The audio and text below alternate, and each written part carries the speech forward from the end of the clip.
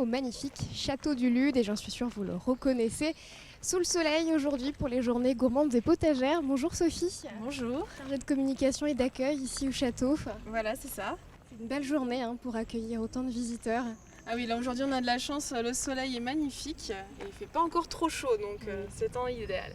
Alors c'est quoi le principe de ces journées potagères et gourmandes ici au Château du Lude?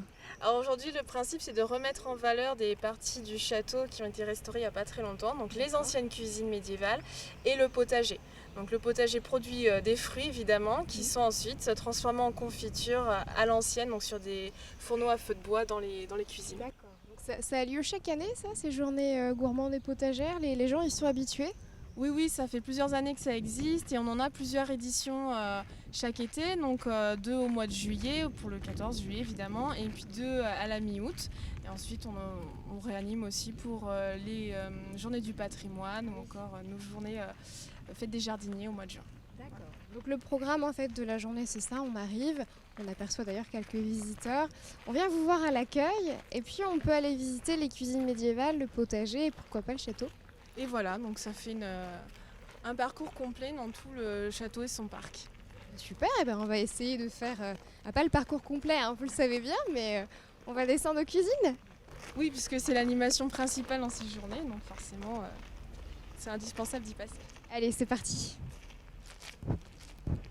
Nous voilà dans la cuisine. Alors vous ne le sentez pas puisque la télé n'a pas encore des capacités olfactives, mais ça sent très bon ici, les crêpes Sophie. Ah oui, elles sont en train de chauffer là avec les confitures, donc ça sent fort le fruit bien chaud, c'est un régal. Il y a pas mal de monde qui sait faire. Vous êtes combien en cuisine quand c'est comme ça? Elles sont 3. 3, ouais. Ah oui, il est habillé, je repère qui fait quoi. Voilà, c'est ça. Il y a une pour les crêpes, une pour les confitures et puis une dernière pour la vente d'accord. et la mise en pot aussi. Chacune à son poste. Qui je dérange la première? Ah bonjour monsieur, faites un petit tour. Oui, un petit tour. Ça se passe bien? Très bien, merci. Vous venez chaque année ici? Certainement pas, non, on vient de Belgique. Ah ouais, c'est la grande première alors. Au lieu de oui, Qu'est-ce qui vous plaît jusqu'ici? tout, les monuments historiques, le fourneau surtout. Vous avez mangé une petite crêpe? Bah oui, on va manger. Bon, je vais aller voir avec Annie la recette. Merci à vous. Bonjour. Bonjour. Ça se passe bien? Oui, tout à fait. Il fait bon là près du four. Je sais pas si on appelle ça un four, mais comment on appelle ça d'ailleurs? Le fourneau, voilà. Le fourneau. Le piano.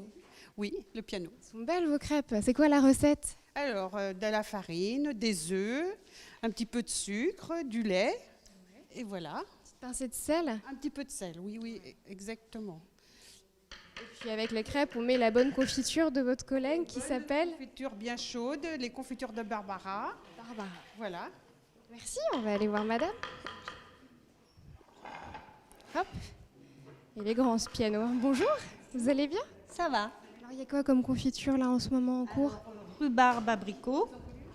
J'ai pré-cuit ma rhubarbe et puis je vais mettre mes abricots. Et là, on a fait de la gelée de groseille. Ah ouais. Et là, j'ai concassé donc j'ai ouvert mes noyaux d'abricots. J'ai retiré de l'amande. J'ai épluché l'amande. Je l'ai écrasée, je l'ai pilée. Je l'ai mis dans un petit pochon et que je vais mettre ça dans ma confiture. Waouh, ouais, c'est une bonne technique ça. Oui. Ça permet de donner plus de goût? Un petit peu de goût, oui. Et la rhubarbe, il faut que ça soit coupé tout fin pour avoir... Fin. Ouais, voilà. C'est filandreux ça. Oui, voilà. Combien de temps il faut que ça cuise comme ça? Ben, ça dépend parce que avec le feu de bois, c'est différent de juger. Voilà. Alors on prend la petite cuillère, là on va essayer, on la met dans l'assiette, on attend que ça refroidit et puis quand on retourne la cuillère et puis que ça tombe pas, c'est que c'est cuit. Ah, c'est le test ça. Voilà. Bon, je vous laisse tranquillement continuer les confitures, ça donne envie.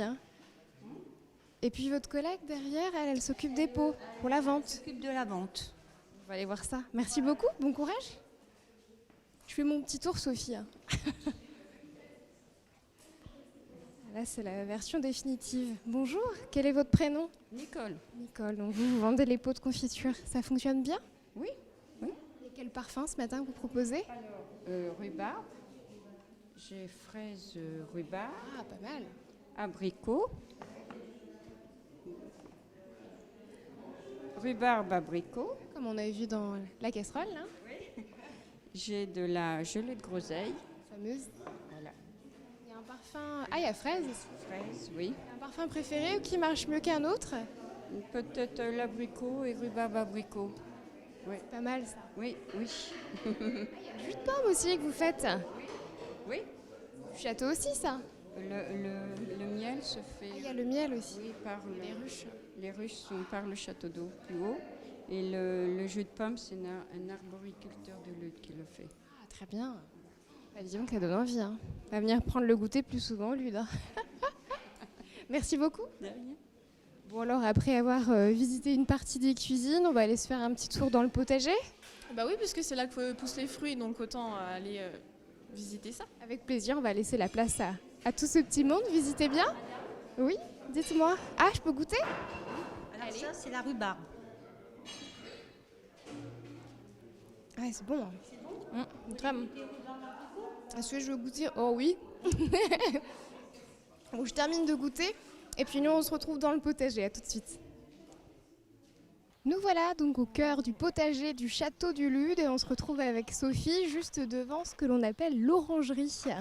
Oui, c'est un reste du 19e siècle. Il y avait plusieurs bâtiments de ce genre et c'est le dernier qui a été préservé et donc restauré et qu'on peut admirer dans le potager.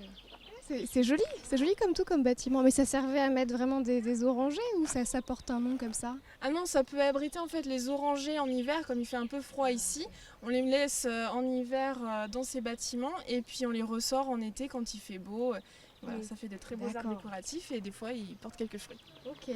En parlant de fruits, justement, il y en a bien pas mal autour de nous. Vous apercevez sans doute des poiriers là, justement à l'écran.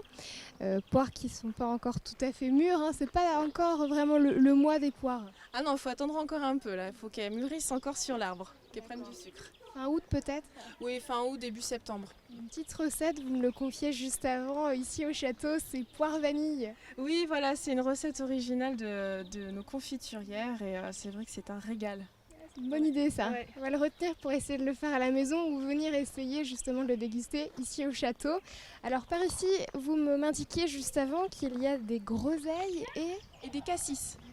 Donc groseilles à macro, cassis et un peu plus loin on a les framboises. c'est les fameuses groseilles que l'on a pu apercevoir gelées tout à l'heure dans les cuisines. Voilà, ce qui explique qu'on n'en voit plus beaucoup là sur les arbustes évidemment. Elles sont toutes dans les pots.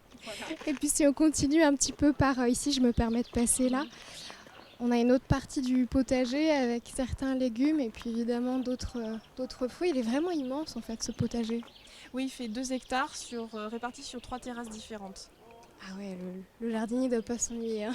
Ah non, ça il a du travail. Il n'était pas tout seul, remarquez.